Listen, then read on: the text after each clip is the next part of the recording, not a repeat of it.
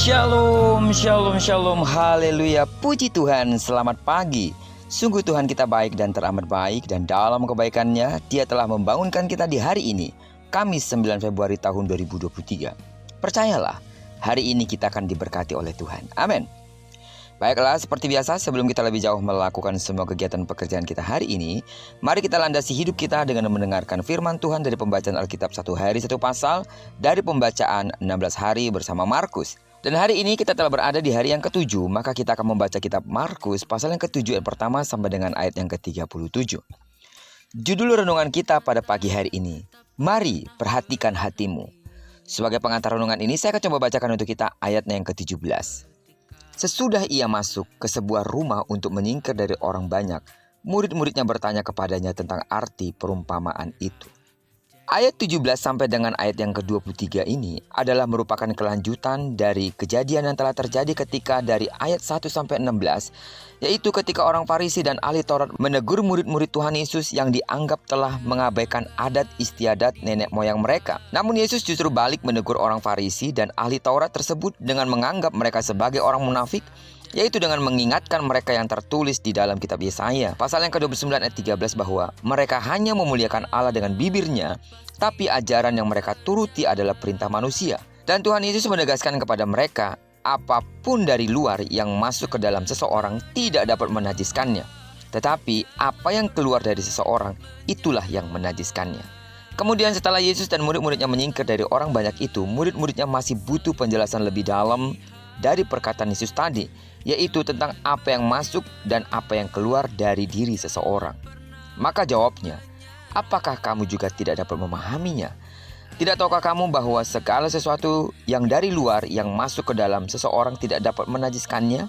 Tuhan Yesus hendak memberikan penegasan agar murid-muridnya jangan memiliki pemahaman seperti orang Farisi dan ahli Taurat, yaitu pemahaman yang keliru untuk memahami hal yang menajiskan seseorang, bahwa yang dapat menajiskan seseorang itu bukanlah makanan dan minuman yang masuk ke dalam tubuh seseorang.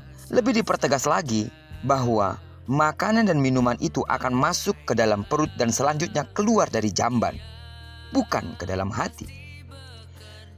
Saudara tahu bahwa hati diterjemahkan dalam bahasa Yunaninya secara harfiah adalah jantung, bahwa hati itu adalah pusat kehidupan seseorang. Dari hati muncul perasaan dan juga tindakan. Di hatilah tempat pergumulan antara yang jahat dan yang baik. Dan dari hati orang dapat memuliakan dan juga sebaliknya memberontak kepada Allah. Sederhananya, bisa dikatakan bahwa makanan dan minuman itu adalah masalah perut secara jasmani dan tidak ada hubungannya dengan membuat seseorang itu menjadi najis secara rohani di hadapan Allah. Kemudian dari perkataan Tuhan Yesus ini ada sisipan keterangan dari penulis kitab Injil Markus bahwa dari perkataan Yesus itu dapatlah dikatakan bahwa tidak ada makanan yang haram, tetapi semuanya adalah halal. Jadi yang dapat menajiskan seseorang itu bukan makanan atau minuman yang masuk ke dalam tubuh, tetapi apa yang keluar dari hati atau pikiran seseorang. Dapat pula dikatakan bahwa yang membuat seseorang itu najis bukanlah karena makanan yang masuk ke dalam perutnya, tetapi apa yang keluar dari dalam hatinya, yaitu semua hal-hal yang jahat yang timbul dari hati seseorang, seperti segala pikiran jahat, percabulan, pembunuhan, perzinahan, keserakahan, kejahatan, kelicikan, hawa nafsu, iri hati, hujat, kesombongan, dan pun kebebalan. Jadi sidang jemaat Tuhan, lewat perenungan kita pada pagi hari ini, Tuhan ingin mengingatkan kita, iman Kristen bukanlah iman yang murahan dengan menjadikan makanan dan minuman jasmani sebagai tolak ukur kebenaran hidup di dalam iman kepada Tuhan. Hidup dengan benar atas landasan iman kepada Kristus Yesus, maka kita akan diselamatkan. Amin. Sidang jemaat Tuhan, mari serahkan seluruh hatimu kepada Tuhan. Kiranya Roh Kudus menguasai hati kita, sehingga dengan demikian kita dapat memuliakan Tuhan senantiasa. Terpujilah nama Tuhan.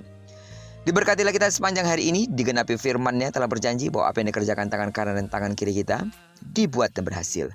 Kemanapun kaki kanan dan kaki kiri kita melangkah, karena kita telah menyerahkan diri kita sepenuhnya ke dalam tangan kendali Tuhan, percayalah, di sana pasti kemuliaan Tuhan akan dinyatakan.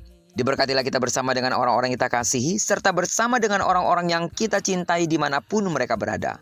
Terpujilah nama Tuhan. Shalom.